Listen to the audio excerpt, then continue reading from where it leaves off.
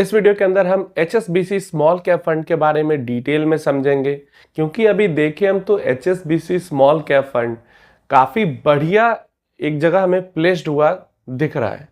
Even top 5 अगर हम small cap funds की बात करते हैं प्रेजेंट टाइम्स में, जिनका शॉर्ट टर्म से लेकर लॉन्ग टर्म परफॉर्मेंस काफ़ी बढ़िया है, तो उसमें से हम HSBC स्मॉल कैप फंड को एक फंड जरूर बना सकते हैं रिटर्न परफॉर्मेंस दोनों के बेसिस पे।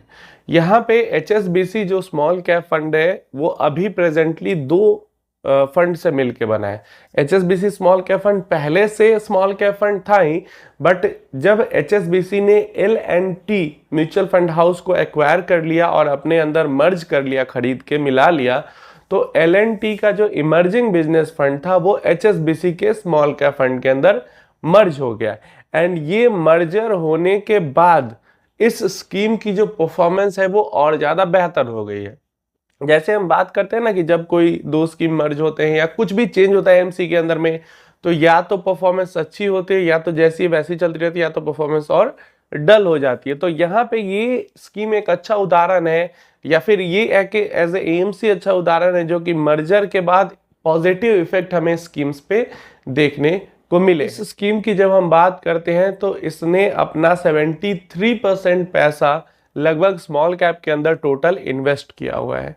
इसके अलावा 3.42 कैश डेट वगैरह है। लार्ज कैप के अंदर 2.8% की इन्वेस्टमेंट है एंड 20.17% की जो इन्वेस्टमेंट है वो मिड कैप के अंदर। तो स्मॉल कैप के अलावा मिड कैप के अंदर भी इस स्कीम ने एक्सपोजर काफ़ी अच्छा खासा, मतलब काफ़ी बड़ा एक्सपोजर लिया हुआ है।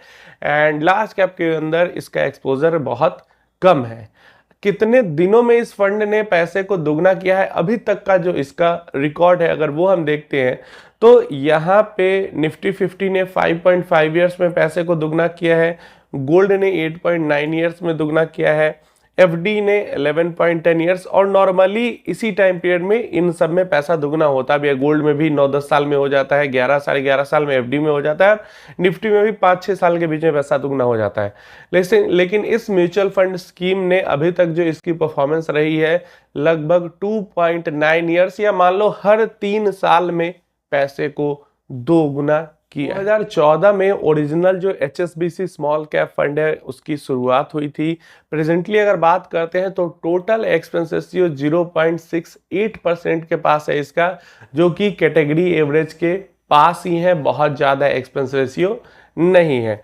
इसके अलावा इस फंड का अगर हम टर्नओवर रेशियो देखें तो 22% का टर्नओवर रेशियो है। अगर इन्वेस्टमेंट प्रोसेस की बात करते हैं हम HSBC स्मॉल कैप फंड की, तो ये वैल्यू इन्वेस्टिंग और क्वांट इन्वेस्टिंग इन दोनों को मिला के इन्वेस्टमेंट करती है। मतलब बहुत ज़्यादा ना क्वांट पे फोकस करती है और ना बहुत ज़्यादा वैल्यू पे, दोनों को मिला के इनकी स्ट्रेटजी है इन्वेस्टमेंट करने की। पोर्टफोलियो कंस्ट्रक्शन का यही इनकी स्ट्रेटजी है। इसके अलावा 15,000 करोड़ के पास इनका एम पहुंचने वाला है, अभी 14,600 करोड़ के पास। इस स्कीम के SIP रिटर्न्स की अगर हम बात करते हैं तो पिछले एक साल में 47.74% के XIR रिटर्न्स रहे हैं, पिछले 2 साल में 43.43% के, पिछले 3 साल में 34.61% के, पिछले 5 सालों में 36.95% के। तो पिछले 5 साल तक में इसने 35% से ऊपर के XIR रिटर्न्स दिए हैं और पिछले 2 साल में 40% से भी ऊपर के XIR रिटर्न दिए हैं।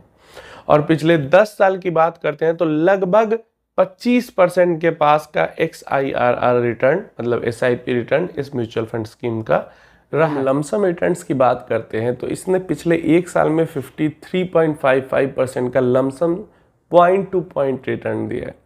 इसके अलावा 2 ईयर्स में 38.40%, 3 ईयर्स में 32.56%, 5 ईयर में 27.81%, 10 ईयर्स में 22.84% एंड सिंस इंसेप्शन 23.85% का रिटर्न इसने बना के दिया है annualised point two point return, जिसको हम CAGR रिटर्न भी कहते हैं।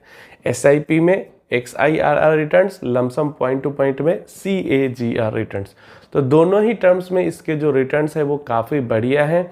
और यहाँ पे अगर हम रैंकिंग देख लेते हैं, वैसे रैंकिंग से तो फ़र्क नहीं पड़ना चाहिए क्योंकि सारे ही टाइम पीरियड में इसने जो हमारी mid and small cap fund को लेकर एक्सपेक्टेशन होती है उसको बीट किया है। लेकिन फिर भी अगर हम कैटेगरी की रैंकिंग देखते हैं इसकी, तो 1 साल में 8 नंबर पे है, 2 साल में भी 8 नंबर पे है, 3 साल में 3 नंबर 3rd नंबर पे है, 5 साल में 12 नंबर पे है, 10 ईयर्स में 10 साल में अगेन 3rd नंबर पे है, एंड लास्ट जब से ये स्कीम बनी है तब से अगर देखें तो यहाँ पे 13 नंबर पे ये स्कीम हमें रैंक करती हुई दिख रही है out of 26 mutual fund schemes. चाहे एसआईपी रिटर्न्स की बात करें, चाहे हम lump sum point two point returns की बात करें, दोनों ही टर्म्स में इस स्कीम ने काफी जबरदस्त परफॉर्मेंस यहाँ पे हमें दिखाई है। खासकर 2-3 साल पहले जो इन्होंने एक्विजिशन किया L&T AMC का, उसके बाद से इनकी परफॉर्मेंस के अंदर और जंप हमें देखने को मिल गया है।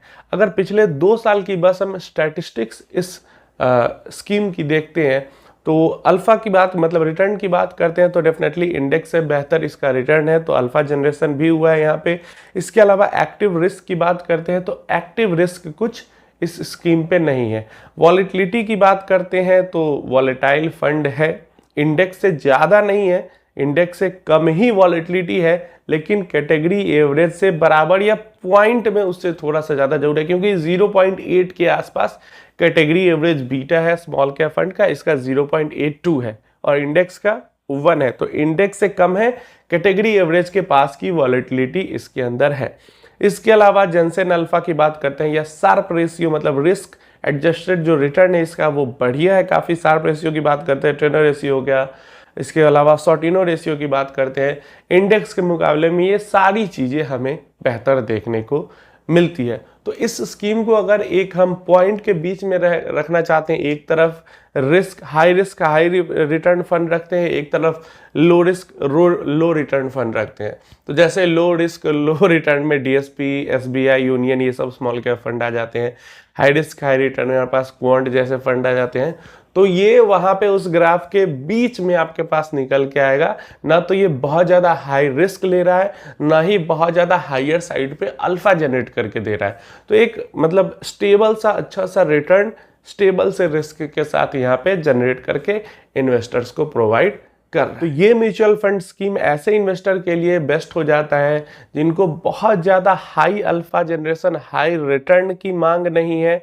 बहुत ज़्यादा चर्निंग वाला पोर्टफोलियो पसंद नहीं है, बहुत ज़्यादा हाई रिस्क लेने वाला पोर्टफोलियो पसंद नहीं है, वैसे लोगों के लिए म्यूचुअल फंड हो जाता है।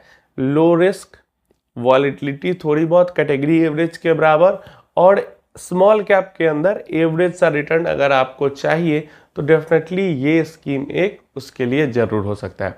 अब ये मैंने वीडियो इन्फॉर्मेशन के लिए डाली है, कोई रिकमेंडेशन नहीं है, आप अपने बेसिस पे एनालिसिस जरूर कर ले इन्वेस्टमेंट शुरू करने से पहले या इन्वेस्टमेंट बंद जो भी डिसीजन आप ले उसकी आप खुद से एनालिसिस कर दें।